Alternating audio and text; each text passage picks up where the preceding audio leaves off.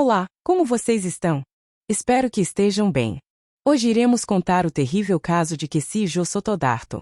Então, se você gosta desse tipo de conteúdo, já deixe seu like e sem mais delongas vamos ao caso.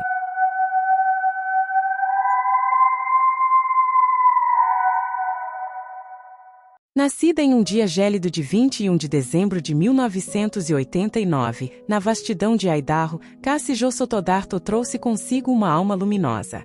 No seio de sua família, composta por sua irmã mais velha, Christy, e seu irmão mais novo, Andrew, sob os cuidados amorosos de sua mãe, Anna Sotodarto, Cassie floresceu em um ambiente de afeto e união. Sua gentileza e calor humano eram marcas indeléveis de uma personalidade forjada nos laços sólidos de sua família. Para Cassie, a bondade não era um gesto ocasional, era sua essência. Na escola, era amada por todos, sem inimizades a lhe turvar o caminho. Sua relação com Andrew era mais do que de irmãos, era de cumplicidade e admiração mútua. Compartilhavam gostos e segredos, nutrindo uma ligação que transcendia os limites da idade. Sua paixão pelas artes se manifestava em horas a fio dedicadas ao desenho, embaladas pelo som da música que ecoava em seu quarto. Em 2006, aos 16 anos, frequentava o terceiro ano do ensino médio, onde se destacava não só por sua beleza, mas por sua inteligência aguçada, refletida em notas altas e na aspiração por uma futura jornada universitária.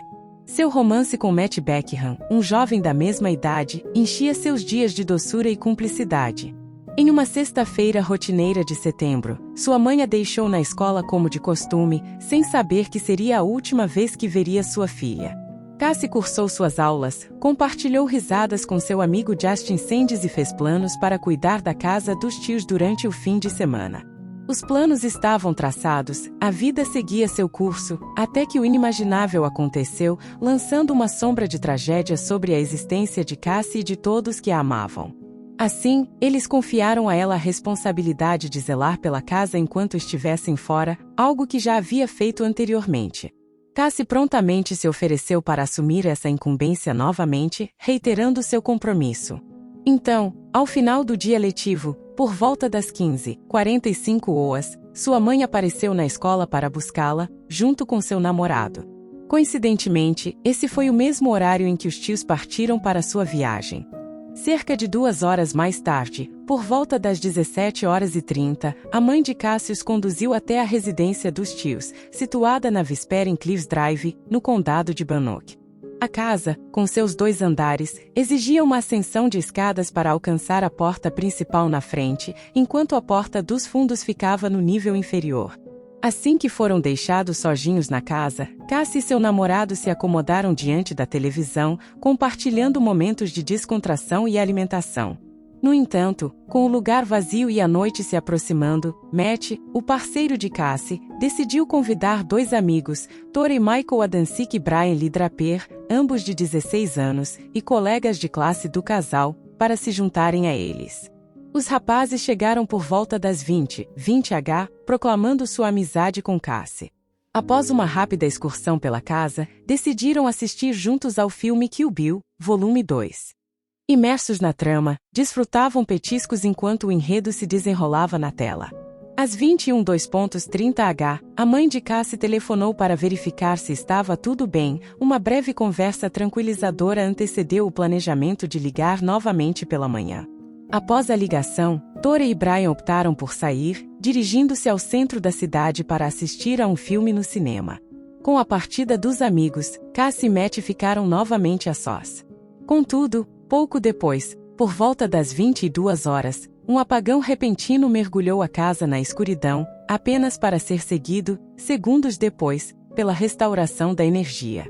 A tensão irrompeu quando as luzes se apagaram abruptamente, mergulhando Cassie e Matt em um breve momento de pavor. Acreditando ser um problema com a companhia elétrica, optaram por não investigar o porão, onde ficava a caixa de fusíveis, considerando a hora tardia e a solidão que os envolvia. Pouco depois, a inquietação cresceu quando um dos cachorros começou a latir e rosnar na direção da porta do porão. Matt percebeu, mas decidiu não averiguar, convencendo-se de que não havia motivo para preocupação. Por volta das 23 horas, a mãe de Matt ligou, preocupada com a situação e sugerindo que Cassie fosse para a casa deles durante a noite. No entanto, Cassie, sentindo-se responsável pela casa dos tios e pelos animais, recusou o convite, decidindo permanecer para cumprir sua promessa de cuidar do lugar. Quando os pais de Matt chegaram para buscá-lo, ele partiu, mas não sem antes ligar para Tori e Brian, que sussurraram ao telefone que estavam no cinema. A noite avançava e Matt, preocupado com Cassie, ligou novamente para ela por volta da 00:30, sem resposta. No dia seguinte, seus esforços para contatá-la foram em vão, assim como os da mãe de Cassie, que notou sua ausência de ligação pela manhã. Mesmo assim, confiante na responsabilidade de Cassie, não deu grande importância à situação. No domingo, ao retornarem da viagem, os tios de Cassie foram confrontados com uma cena horripilante. Ao abrir a porta, a prima de Cassie deparou-se com o corpo ensanguentado no chão. Em desespero, chamaram imediatamente a emergência, descrevendo a terrível cena do sangue e do dedo faltante. O tenente da Polícia Estadual de Idaho, Robert Rausch, que desfrutava de uma tarde tranquila até então, foi convocado para a residência. Ao chegar, reuniu reforços e começou a investigação, mergulhando em um mistério que desafiava a compreensão e abalava a tranquilidade da pequena cidade. A imagem de Cassie, ensanguentada e ferida pelas mãos cruéis de um assassino, ecoava como um pesadelo vivido em plena luz do dia. Enquanto a polícia tentava desvendar o que parecia ser uma cena de horror, os pais da jovem chegaram, desesperados por um vislumbre de sua filha, mas foram impedidos de entrar na casa, envolta em uma atmosfera sombria de investigação. A mãe de Cassie, em meio à angústia e à incredulidade, mantinha uma frágil esperança de que sua filha emergiria a qualquer momento, como se tudo não passasse de um terrível equívoco.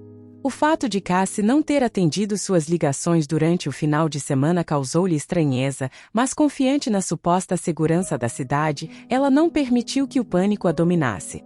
O assassinato brutal de Cassie deixava a polícia perplexa, sem pistas claras sobre o motivo ou o responsável. Nada fora roubado, não havia sinais de entrada forçada, apenas uma jovem ceifada em plena juventude.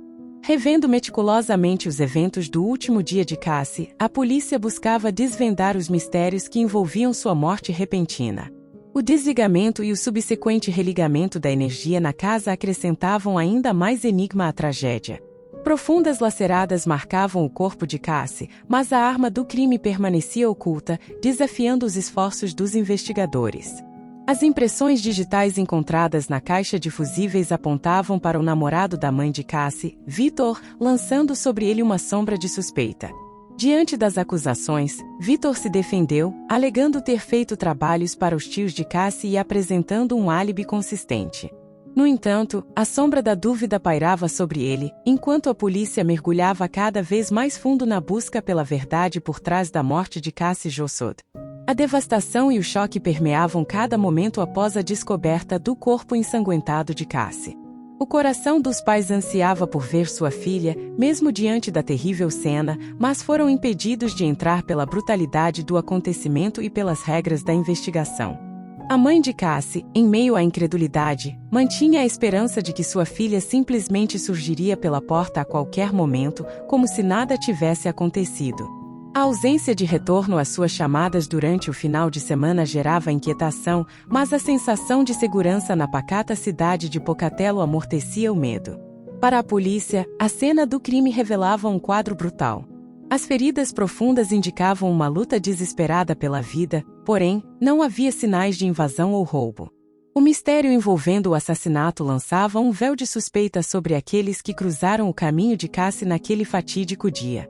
Matt, seu namorado, emergiu como uma peça crucial nesse quebra-cabeça sangrento. Sua calma diante da trágica notícia e suas respostas evasivas durante o interrogatório despertaram suspeitas tanto entre os investigadores quanto entre seus colegas. O silêncio frio que cercava Matt após a perda da namorada ecoava entre os corredores da escola.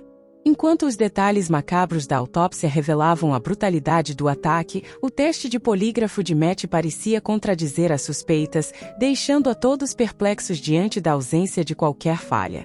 Entretanto, apesar da aparente clareza, uma nuvem de incerteza pairava sobre o caso, como se a verdade aguardasse nas sombras, pronta para emergir e revelar os segredos obscuros que levaram à morte trágica de Cassie.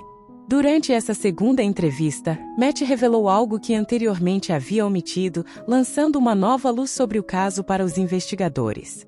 Ele mencionou que 2 de seus amigos, Torey e Brian, estiveram na casa dos tios de Cassie naquela fatídica sexta-feira à noite. Surpreendentemente, ele não havia mencionado isso antes, alegando que os amigos haviam saído antes dele, dizendo que iriam ao cinema. A história dos 2 amigos de Matt, Brian Draper e Torey Adamczyk, trazia uma dimensão intrigante ao caso. Brian, nascido em 21 de março de 1991, enfrentou dificuldades na infância devido ao bullying por sua gagueira, enquanto Torey, nascido em 14 de junho de 1990, cresceu em Pocatello. Os investigadores tentaram contatar Torey, porém tanto ele quanto seus pais se recusaram a cooperar. Assim, decidiram abordar Brian primeiro. Brian relatou que chegaram à casa por volta das 20h, assistiram juntos ao filme Kill Bill, volume 2 e compartilharam alguns petiscos. Por volta das 21h30, decidiram ir ao cinema. No entanto, sua falta de detalhes sobre o filme assistido levantou suspeitas.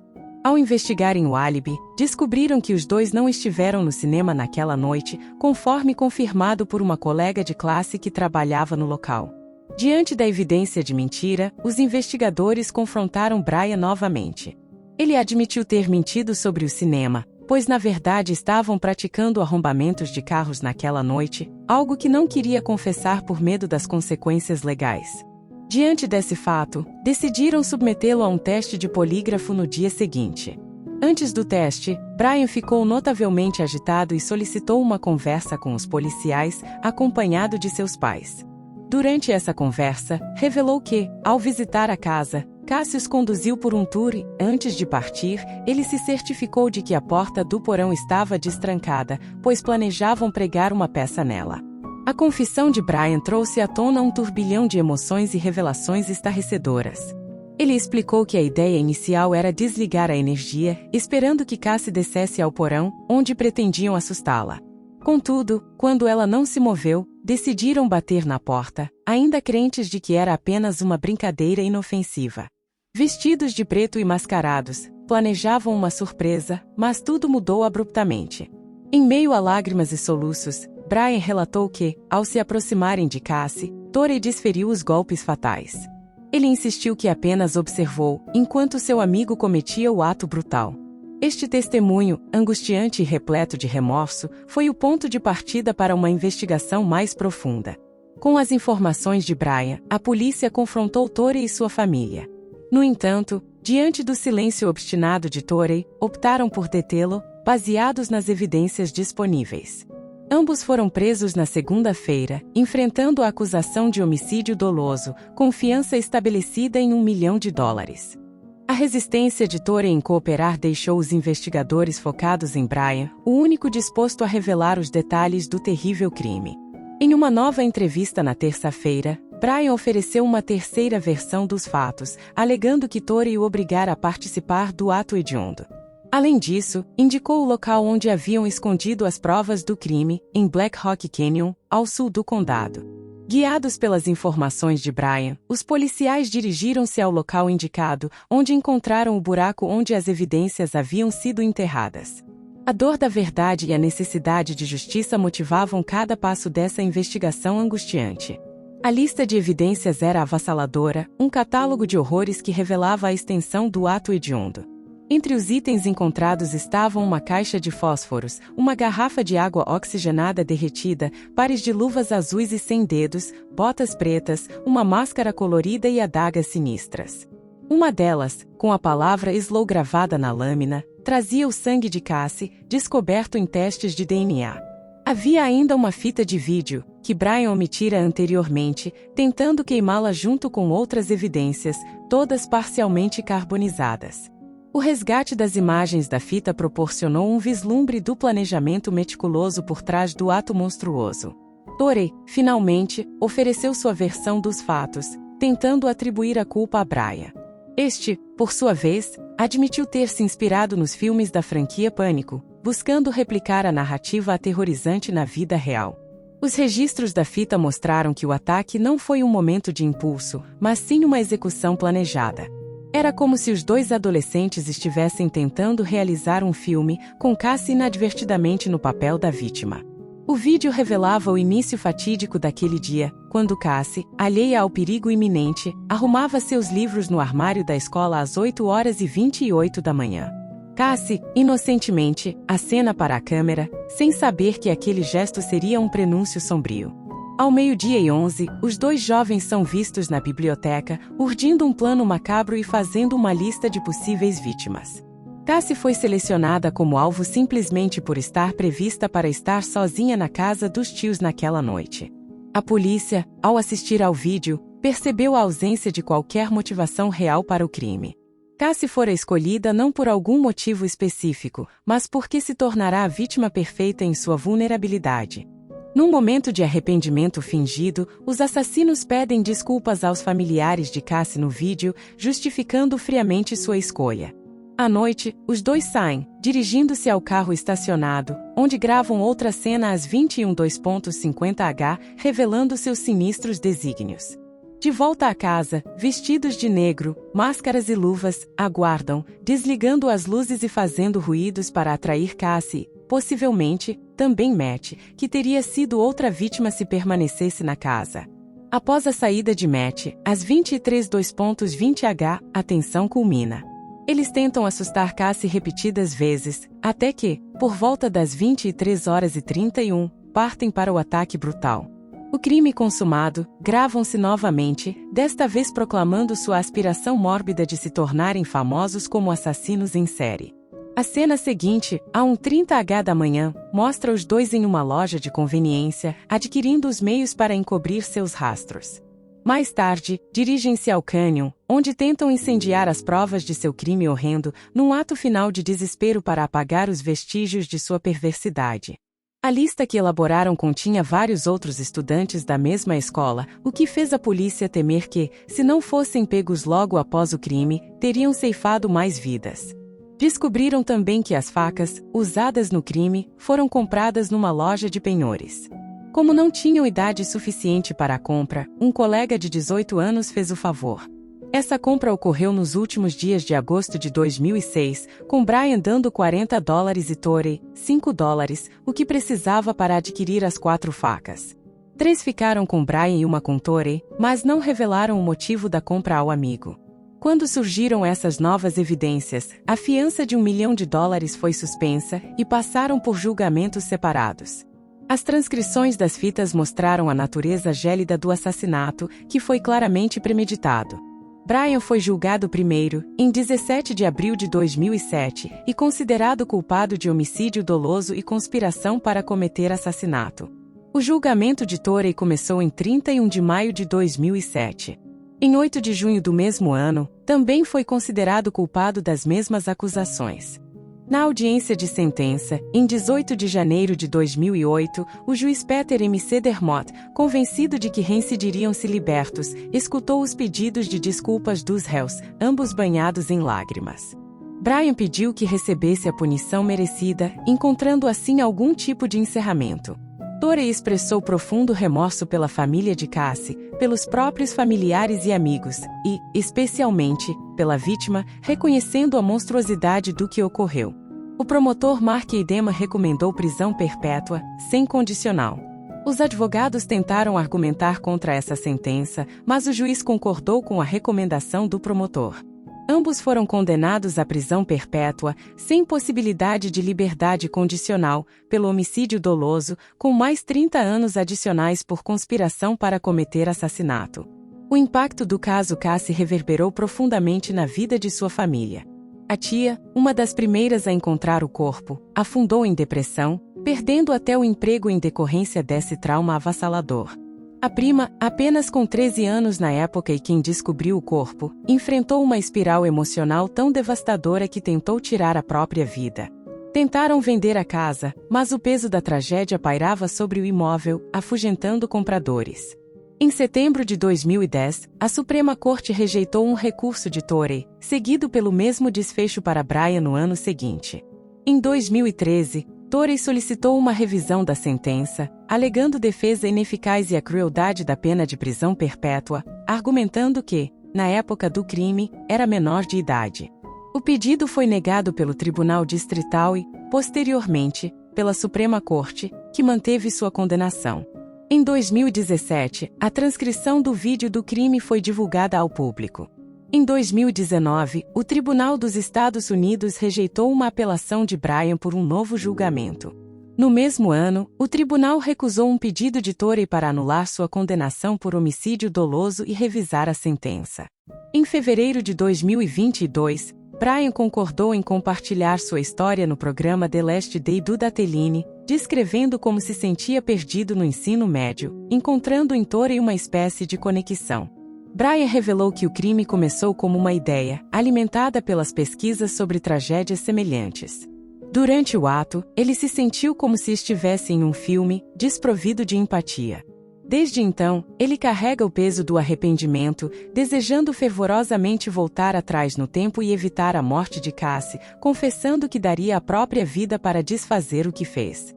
O renomado psicólogo do desenvolvimento e educador, Dr. James Garbarino, compartilhou suas reflexões com o Dateline, trazendo sua expertise em violência adolescente. Ele destacou que muitos jovens que cometem crimes violentos têm uma percepção distorcida, sentindo como se estivessem sendo observados por uma audiência durante seus atos de violência. Brian, ao se dirigir ao programa, dirigiu palavras de esperança às crianças que enfrentam sentimentos semelhantes aos que ele já experimentou. Ele enfatizou a possibilidade de mudança, insistindo que nunca é tarde para buscar ajuda e evitar a trilha destrutiva que ele próprio trilhou. Alertou sobre as consequências devastadoras da prisão, onde se perde tudo. A família de Torey, segundo Brian, ainda acredita que ele influenciou negativamente seu amigo, atribuindo-lhe a maior culpa. Embora compartilhem o mesmo espaço na prisão de segurança média, a instituição correcional do estado de Idaho em Kuna, no condado de Ada, Brian revelou que eles raramente se comunicam, mesmo que se cruzem diariamente. Encerrando, o apresentador concluiu o caso, expressando interesse no feedback dos espectadores e incentivando a interação nos comentários. Ressaltou a importância do apoio, pedindo likes para aumentar a visibilidade do vídeo, além de incentivar a inscrição no canal para acompanhar os próximos conteúdos. As redes sociais também foram mencionadas como forma de manter contato. E assim, encerrou, aguardo vocês nos próximos vídeos.